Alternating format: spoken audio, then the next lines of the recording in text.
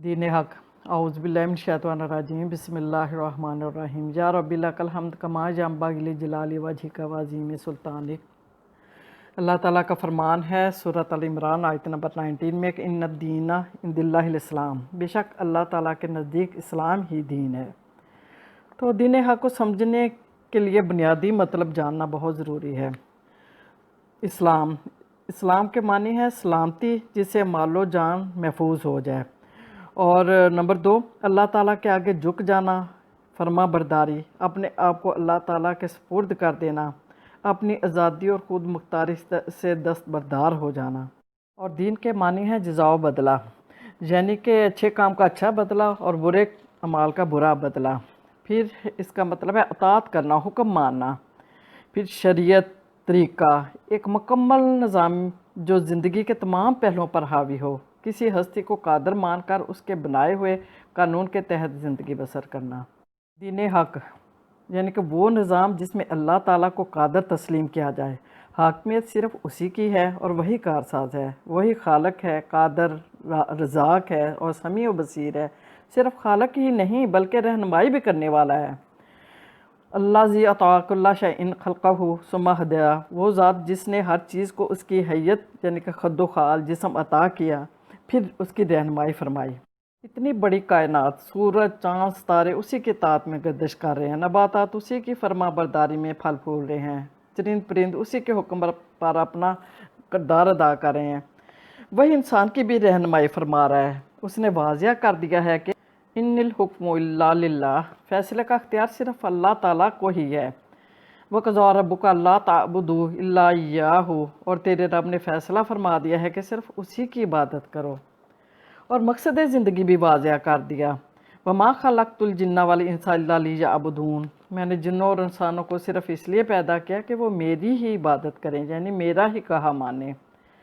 دراصل انسان کچھ کمزوریوں اور خامیوں کی وجہ سے ایک مکمل اور غلطیوں سے پاک نظام زندگی کا اصول بنانے سے قاصر ہے، جیسا کہ محدود عقل و علم اور نقطۂ نظر میں تنگی، پھر جانبداری، پھر حکمت و دانش، جذبات، خواہشات کے ساتھ نفس پرستی، پھر مسلط پرستی۔ یہ وہ خامیاں ہیں کہ انسان نظام زندگی نہیں بنا سکتا۔ اس کے مقابلہ میں اللہ تعالیٰ ہر عیب سے پاک ہے۔ خالق اپنی مخلوق بارے میں زیادہ علم و فہم رکھتا ہے، جیسے کہ ایک انجینئر زیادہ بہتر جانتا ہے کہ اس کی بنائی ہوئی مشین کن کن احتیاط سے پائیدار ہوتی ہے اور جس مقصد کے لیے وہ بنائی گئی اسے پورا کرتی ہے، اور کس طرح غلط استعمال سے مہنگی مشین بھی ناکارہ ہو جاتی ہے۔ اس لیے خالق نے خود ہی نظام زندگی دے دیا ہے۔ بے شک اللہ تعالیٰ کے نزدیک دین اسلام ہی ہے۔ فرمایا پس تم اللہ تعالیٰ ہی کی بندگی کرو، دین کو اسی کے لیے خالص کرتے ہوئے، اور خبردار دین خالص اللہ ہی کا حق ہے۔ سورۃ البینہ 5 نمبر آیت میں اللہ تعالیٰ فرماتا ہے کہ ان کو اس بات کو حکم دیا گیا ہے کہ یکسو ہو کر اپنے اللہ کے لیے خالص کرتے ہوئے اسی کی عبادت کرو، نماز قائم کرو، زکوٰۃ دو، اور یہی صحیح درست دین ہے۔ چونکہ اللہ تعالیٰ ہی خالق، قادر، علیم، بصیر، رزاق ہے، اس لیے یہ صرف اللہ تعالیٰ ہی کا حق ہے کہ اسی کا کہا مانا جائے، اسی کی اطاعت کی جائے۔ دین کو اللہ کے لیے خالص کر کے اس کی بندگی کرنے کا مطلب ہے کہ انسان اللہ تعالیٰ کی بندگی کے ساتھ کسی دوسرے کی بندگی کو شامل نہ کرے۔ سورۃ المائدہ میں اللہ تعالیٰ فرماتا ہے کہ آج میں نے تمہارے لیے تمہارا دین مکمل کر دیا ہے اور تم پر اپنی نعمت پوری کر دی ہے، اور تمہارے لیے دین اسلام کو پسند کیا ہے۔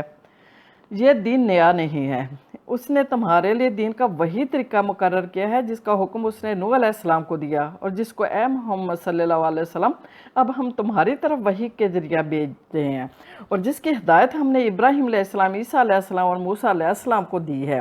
دین کو مکمل کرنے سے مراد اس کو ایک مستقل نظام، فکر و عمل اور ایک مکمل تہذیب و تمدن بنا دیا، جس میں زندگی کے تمام مسائل کا حل موجود ہے اور رہنمائی کے لیے کسی دوسرے کے پاس جانے کی ضرورت نہیں ہے۔ اللہ تعالیٰ کا فرمان ہے لا اکراہ فی الدین، دین اختیار کرنے میں کوئی زبردستی نہیں، کوئی سختی نہیں ہے۔ چاہے اللہ کا راستہ اختیار کرو، چاہے طاغوت کا راستہ اختیار کرو، اور جب تم نے فیصلہ کر لیا، لا الہ الا اللہ کا اقرار کر لیا، دین اسلام قبول کر لیا، تو اس کے تقاضوں کو بھی پورا کرو۔ سب سے پہلا تقاضا सूरत अल-बकरा आयत नंबर 208 में अल्लाह ताला फरमाता है, या अय्युहल्लज़ीना आमनु उदखुलू फ़िस्सिल्मि काफ़ा, ए ईमान वालो तुम इस्लाम में पूरे के पूरे दाखिल हो जाओ।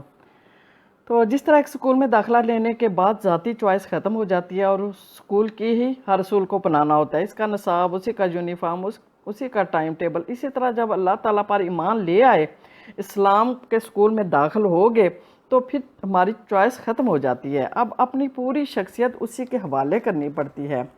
दिलो दिमाग, आँख, कान, हाथ पाँव, ज़ुबान, पेट, अमाल, मोहब्बत व नफ़रत, दोस्ती, दुश्मनी, तालीम व तरबियत, कारोबार, मुआश, मजलसी ज़िंदगी, तहज़ीब व तमद्दन, अदाब व आर्ट, सकाफ़त, सब दीन इस्लाम के तहत करने होंगे। यानी ज़िंदगी का कोई पहलू दीन से मुस्तस्ना ना होगा।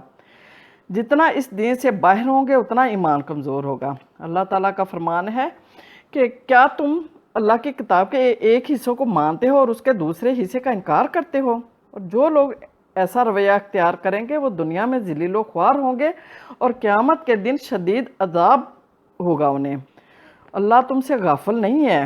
अल-बकरा का 85 आयत नंबर है।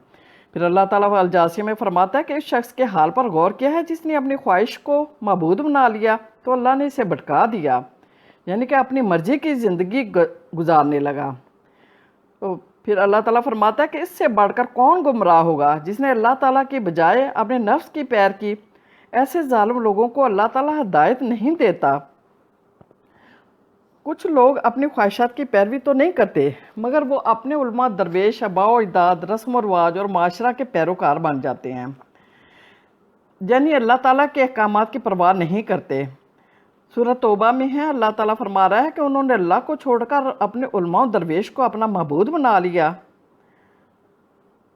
तो सूरत बकरा में है कि कुछ लोग अल्लाह ताला को छोड़कर दूसरों का हमसर बना लेते हैं और इनके ऐसे गर्विदा हैं जैसे अल्लाह के साथ गर्विदगी होनी चाहिए, यानी जो मकाम अल्लाह ताला को देना चाहिए वो दूसरों को देते हैं और कुरान और हदीस की बजाय उनके अहकामात और उनके तरीक़ों पर चलते हैं।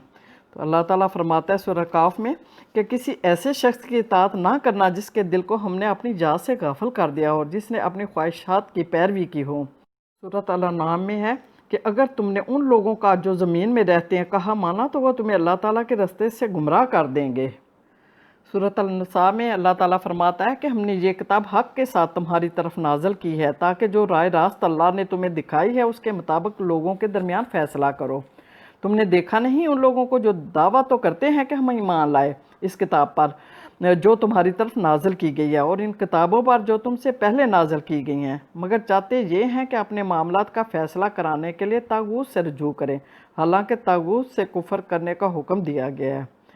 अल-अहज़ाब में अल्लाह ताला फरमाता है कि किसी मोमिन मर्द और औरत को ये हक़ नहीं है कि जब अल्लाह और उसका रसूल सल्लल्लाहु अलैहि वसल्लम किसी मामला में फ़ैसला कर दें तो फिर इसे अपने मामला में ख़ुद फ़ैसला करने का अख्तियार हासिल है। जो कोई अल्लाह और उसके रसूल सल्लल्लाहु अलैहि वसल्लम की नाफरमानी करेगा वो खुली गुमराही में पड़ गया।